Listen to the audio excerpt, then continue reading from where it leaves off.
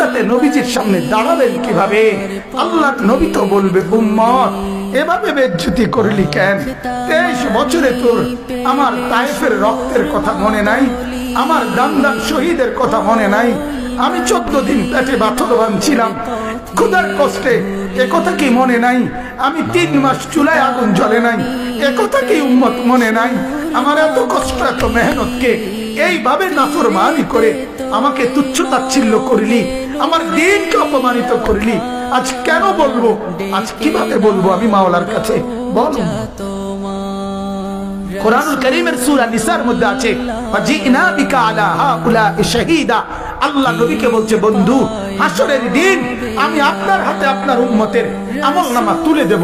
আপনি পড়বেন, আপনি শোনাবেন, আপনি হিসাব করবেন, আপনি বলবেন, এরপরে আমি ফয়সালা দেব। আপনি সায়া সায়া কইবেন। তাফসীরে আল্লাহর কসম এ কথা স্পষ্ট আছে।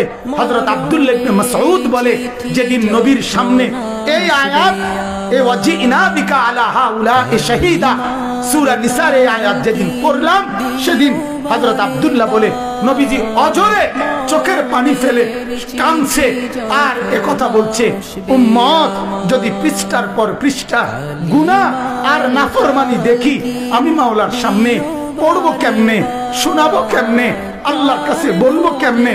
এত বেইজ্জতি করলে উম্মত আমি হাসরে মুখ দেখাবো কেমনে?